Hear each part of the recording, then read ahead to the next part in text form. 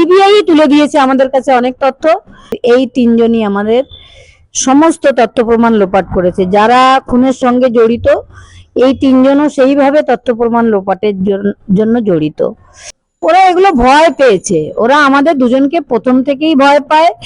আদালত এবং সিবিআইয়ের উপর তো ভরসা রাখতেই হবে, নাহলে আমরা বিচারটা কার কাছ থেকে পাবো? তথ্য প্রমাণ এখন আমাদের কাছে আছে, সিবিআই দিয়েছে, কোনো আসামি ছাড়া পাবে না। আমরা পরিস্থিতির শিকার। মা, তুমি বিচার পাও। একটা মৃতদেহের সামনে বাবা মায়ের হাতের সামনে একটা বান্ডিল টাকা ধরিয়ে দেওয়া আর অপরাধীদের বাঁচিয়ে দেওয়া, এটাই এই সরকারের হচ্ছে কাজ। 2026-এর বিধানসভা নির্বাচনের প্রচার এখন তুঙ্গে, আর আমরা বিভিন্ন জনপ্রতিনিধির মুখোমুখি হচ্ছি। কিন্তু আজকে আমরা যে জনপ্রতিনিধির মুখোমুখি হয়েছি তার সঙ্গে কিন্তু প্রথম থেকে রাজনীতির কোনো যোগ ছিল না। রাজনীতির র কি সেটাও তিনি জানতেন না। তিনি ছিলেন একজন সাধারণ মধ্যবিত্ত ঘরের গৃহবধূ। সেই নিয়মে তিনি সন্তানকে পালন করেছেন, বড় করেছেন। মেধাবী সন্তানের তিনি জন্মও দিয়েছিলেন এবং অত্যন্ত সফলতার সাথে তার সন্তান অত্যন্ত মেধাবী ছাত্র হিসাবে, চিকিৎসক হিসাবে সুনাম অর্জন করেছিলেন। কিন্তু পরিস্থিতির পরিহাসে শেষ পর্যন্ত একটা রাতের মধ্যে সব শেষ হয়ে যায়। অবশেষে তার জীবনে নেমে আসে এক অন্ধকারতম অধ্যায়। হ্যাঁ, আপনারা বুঝতেই পারছেন আমি কার কথা বলছি। পানিহাটি বিধানসভা কেন্দ্রের বিজেপি প্রার্থী রত্না দেবনাথ। রত্না দেবনাথ নামে আমরা কেউ তাকে চিনি না, আমরা তাকে চিনি অভয়ের মা হিসাবে।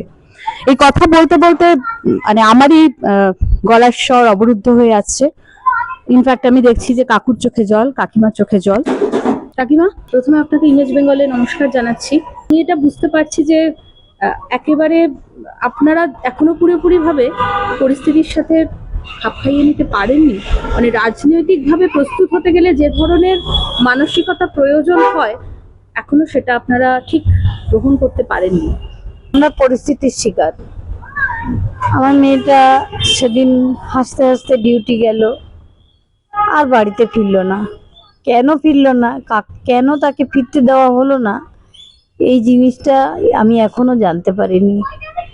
তারপরেও আমাদের নিয়ে অনেক সমালোচনা প্রথম দিক থেকে হয়েছিল। এখন আমি রাজনীতিতে এসেছি বলে আবার সেই কাদা ছোড়াছুড়ি শুরু হয়েছে। আমি কোনো কাদা ছোড়াছুড়ি চাই না। আমি একদম সাধারণ, মেয়েও আমার একদম সাধারণ থেকে অসাধারণ হয়ে উঠেছিল, তাই হয়তো তাকে পৃথিবীতে বাঁচিয়েই রাখা হয়নি। বিচার আমি পাবো এই দৃঢ়তা আমার আছে, কারণ আমি বা আমার হাজবেন্ড বা আমার মেয়ে কোনোদিন কারোর সাথে অন্যায় করিনি। সবসময় ন্যায়ের পথে ছিলাম, এখনো সেই ন্যায়ের পথেই থাকবো, ভবিষ্যতেও থাকবো সেই ন্যায়েরই পথে।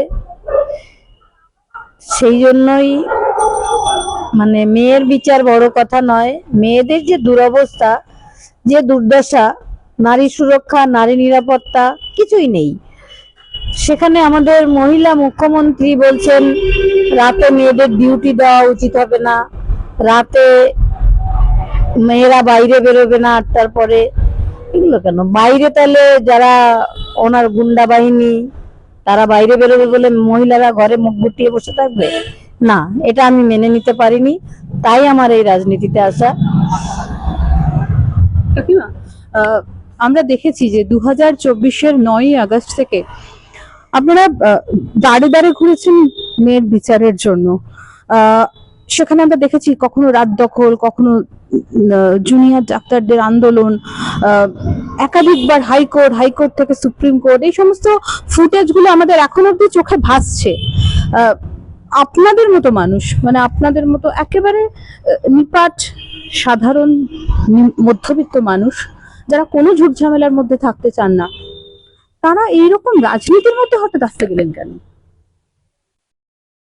রাজনীতিটা আমি নিজেই বলেছি আমি যে আসবো, কারণ এই যে পানিহাটির ঘোষ পরিবার, আমাদের নির্মল ঘোষ, সোমনাথ দে এবং সঞ্জীব মুখার্জি, সেদিন আমার মেয়ের মৃত্যু হয়েছিল, কিন্তু আমরা যদি ডেড বডিটা রাখতে পারতাম এতদিন সবাইকে অ্যারেস্ট করতে পারতাম, কিন্তু এই তিনজনই আমাদের সমস্ত তথ্য প্রমাণ লোপাট করেছে। যারা খুনের সঙ্গে জড়িত এই তিনজনও সেইভাবে তথ্য প্রমাণ লোপাটের জন্য জড়িত। তো সেখানে তাদের পরিবার আবার সেই ক্ষমতায় আসবে, আবার একটা এরকম অত্যাচার হবে, সেটা আমি মন থেকে মানতে পারিনি। একেবারে কাকু, আপনার কাছে একটু জানবো যে আপনারা তো জাস্টিসের দাবিতে এক জায়গা থেকে আরেক জায়গায় ঘুরেছেন, বহুবার আপনারা বহু ক্ষেত্রে বহু মানুষের দ্বারস্থ হয়েছেন, সিবিআই এর কাছেও আপনারা বহুবার আবেদন করেছেন যাতে আপনাদের মেয়ের বিচার দেওয়া হয়, কিন্তু কাকু আপনারা বিচার শেষ পর্যন্ত পাননি, তাই কি রাজনৈতিক সিদ্ধান্ত নিলেন? না, সেজন্য না, বিচারের বিষয়টা পুরো আলাদা। এই জায়গাটা আমরা, এই যে লক্ষ্যটা, এই লক্ষ্য থেকে আমাদের কোনোভাবে কোনো কিছুতেই এই জায়গাতে আমাদের সরাতে পারবে না। এই জায়গায় আমরা দৃঢ় থাকবো। আদালতই মেইন আমাদের বিচার দেবে। কোনো আদালত মামলা ঠিকঠাক মতো শোনে, আমরা ন্যায় বিচার পাবো। কারণ যা তথ্য প্রমাণ এখন আমাদের কাছে আছে, সিবিআই দিয়েছে, তাতে কোনো আসামি ছাড়া পাবে না। কাকিমা, আপনি একটু আগে নারী সুরক্ষার কথা বলছিলেন। আমি যদি আপনাকে প্রশ্ন করি যে আমাদের রাজ্যের মহিলা মুখ্যমন্ত্রী তিনি তো নারীদের সুরক্ষার জন্য, নারীদের ভালো থাকার জন্য বিভিন্ন প্রকল্প চালু করেছেন, কন্যাশ্রী, লক্ষ্মীর ভান্ডার, তাহলে তাতে কি আদৌ নারীরা সুরক্ষিত হচ্ছেন না? আপনি কি বলবেন? না, আমাদের মুখ্যমন্ত্রী আমাদের স্বাস্থ্য কেড়ে নিয়েছেন, আমাদের শিক্ষা কেড়ে নিয়েছেন, কিছুটা দান ভাতা এগুলো করে মানুষ যেন একটা চেতনাহীন ভাবে সে যা করছে সেটাই ভালো হচ্ছে। টাকা তো দিচ্ছে, এই যে একটা মনোবৃত্তি মানুষের ভিতরে তৈরি করেছেন, মানুষ চেতনা হারিয়ে ফেলেছে। মানুষের চেতনা হতে হলে কি দরকার? শিক্ষা। সেই শিক্ষাটা আগে ভেঙে দেওয়া হয়েছে। পশ্চিমবঙ্গে শিক্ষা বলে কিছু নেই। আপনি দেখতে পাবেন অনেক স্কুলে তালা পড়ে গেছে। চাকরিহারারা চাকরি দুর্নীতিতে, চাকরিহারারা রাস্তায় অনেক আন্দোলন করেছে, পুলিশের মার খেতে হয়েছে।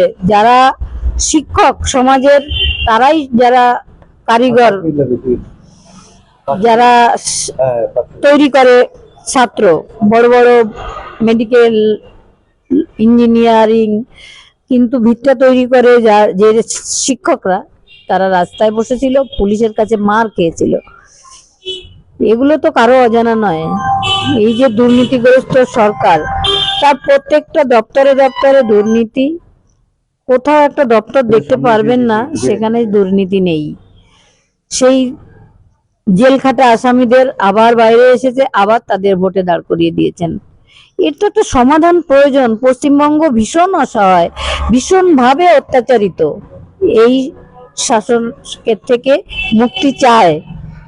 কাকিমা, আপনি প্রচারে তো বেরোচ্ছেন, আপনি বলেছেন যে এই লড়াই শুধু আপনার লড়াই না, পানিহাটির মানুষের লড়াই। পানিহাটি মানুষের কি লড়াই। বলছে মানুষ আপনার সাথে? কি কথা বলছে, কি বলছে তারা? সবাই আমার সমর্থন করছে। এমনকি আজকে যেখানে গেছিলাম, ওখানে আমার মেয়ের চেম্বার, সবাই তার পেশেন্ট, আমাকে জড়িয়ে ধরে অনেক লোক কান্নাকাটি করছে, মা তুমি বিচার পাও, এটা বলছে। কাকু, আপনার কাছে একটা প্রশ্ন করি, সেটা হচ্ছে যে আমাদের রাজ্যের মহিলা মুখ্যমন্ত্রী আপনার বাড়িতেও এসেছিলেন, যখন মারা যায় তারপরে এসেছিলেন, কিন্তু সেই দিন থেকে এখনো পর্যন্ত একটা কথা তিনি বলে যাচ্ছেন যে আমরা তো অ্যারেস্ট করিয়েছিলাম, যেটা সিবিআই করতে পারলো না কিছুই, আমরা তো অ্যারেস্ট করিয়েছিলাম, তাহলে ওনারা তো সেই দিন আমাদের।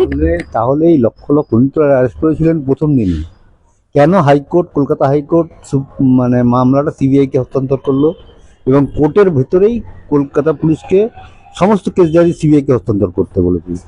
কেন সাধারণ মানুষ রাস্তায় তখন থেকে আন্দোলন শুরু করেছে? প্রথম দিনই তিনি সব কাজ করে ফেলেছিলেন, উনি তো সব কাজ প্রথম দিনই করে ফেলেন, তারপরেও কেন মানুষ এর প্রতিবাদে গর্জে উঠেছিল? সেই প্রশ্নের উত্তর উনি দিতে পেরেছেন? দেননি। সেই প্রশ্নের উত্তরই আমরা খুঁজছি এবং সেই উত্তর আমরা পাবো, এই সম্পূর্ণ বিশ্বাস আছে। এবং সংবাদ মাধ্যম যেভাবে আমাদের সঙ্গে সহযোগিতাতে আছে, আমরা সংবাদ মাধ্যমের কাছে চিরকৃতজ্ঞ থাকবো এবং এই বিচার আমরা ছিনিয়ে আনবই। তার জন্যই আমাদের এই সমস্ত রাস্তা খুঁজতে হচ্ছে বাধ্য হয়ে। মুখ্যমন্ত্রী মমতা বন্দ্যোপাধ্যায় নিয়ে আপনি কি প্রতিক্রিয়া দেবেন? এটা বলতে গেলে কি বলবো, কোন ভাষায় ওনাকে আখ্যা দেওয়া যায় আমি জানি না। মানে মিথ্যাচারী, নিজের স্বার্থ ছাড়া আর কিছুই উনি বোঝেন না, দুর্নীতিবাজ, চাকরি বিক্রি করেছেন উনি। কয়লা চুরি, গরু চুরি, রেশন চুরি, কোনো কিছুই বাদ নেই। আর এই চোরের সব থেকে বড় স্বাস্থ্য দপ্তরের সমস্ত কিছু লুট হয়ে গেছে।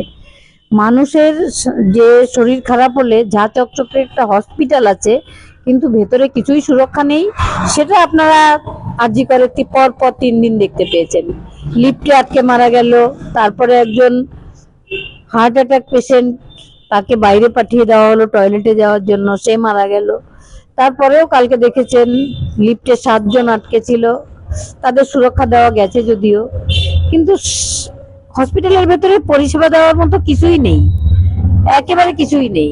তারা তো আপনাদের প্রথম থেকে পাশে ছিল, তো আপনাদের তাদের প্রতি কি প্রতিক্রিয়া? তাদের লড়াই করছে। কলতান যেদিন আমাদের বাড়িতে এসেছিল, ও বলেছিল আমি অভয় আন্দোলন করেছি, জেলেও গেছিলাম, আমি ধরছি।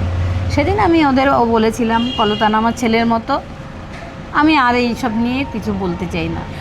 বিজেপিতে জয়েন করার পর একাধিক কটাক্ষ আপনাদের সামনে উঠে আসছে, এই কিভাবে কটাক্ষ মোকাবিলা আমি করবেন? 2 বছর ধরে মোকাবেলা করে আসছি। এটা কিছুই না, এসব কদিন বলবে, আবার নিজেরা আমরাও কোনো উত্তর দেব না, নিজেরাই চুপ হয়ে যাবে। ওরা এগুলো ভয় পেয়েছে, ওরা আমাদের দুজনকে প্রথম থেকেই ভয় পায়। যখন আমার মেয়ের ডেড বডির সামনে ডিসি নর্থকে টাকাটা কে পাঠিয়েছিল? মাননীয়াই পাঠিয়েছিলেন। আমাদের এমএলএ, কমিশনার সঞ্জীব মুখার্জি এরাই ডেকে নিয়ে এসেছিল। একটা মৃতদেহের সামনে বাবা মায়ের হাতের সামনে একটা বান্ডিল টাকা ধরিয়ে দেওয়া আর অপরাধীদের বাঁচিয়ে দেওয়া, এটাই এই সরকারের হচ্ছে কাজ। তাই সেটা আমাদের সাথে করতে পারেননি, তাই এই অপপ্রচারগুলো করছেন। সিবিআই তুলে দিয়েছে আমাদের কাছে অনেক তথ্য, যেগুলো আমাদের কোর্টে যেহেতু মামলাটা চলছে আমরা বলতে পারবো না, সেগুলো বিচার আমরা পাবো। আপনি বলছেন আপনারা সিবিআই এর প্রতি এখনো ভরসা রাখছেন? সবার থেকে আদালত এবং সিবিআইয়ের উপর তো ভরসা রাখতেই হবে, নাহলে আমরা বিচারটা কার কাছ করবো? অমিতের সঙ্গে সম্ভবত এখন দেখা হবে না, সুতরাং এই ব্যাপার নিয়ে এখন পার্টি প্রোটোকলের ভেতরে আছি, এই নির্ভর মানতে করবো না। জয়ের বিষয়ে আপনি কতটা আশাবাদী? 100%। বাংলার মেয়ে, মা, বোনেদের আপনি কি বলবেন? বাংলার মায়েদের, মেয়েদের বলবো যে ভয় পাবেন না, সাহস করে এগিয়ে আসুন, প্রতিবাদ করুন। আপনারা পানিহাটিবাসীকে বলবো, আমি যদি জয়ী হই আপনারাই জিতবেন, আপনারাই জিতে ক্ষমতায়, আপনাদের কি কি প্রবলেম সেগুলো বলবেন, আমি তুলে ধরবো সেগুলো। এটাই আমার বলার। অনেক ধন্যবাদ কাকিমা।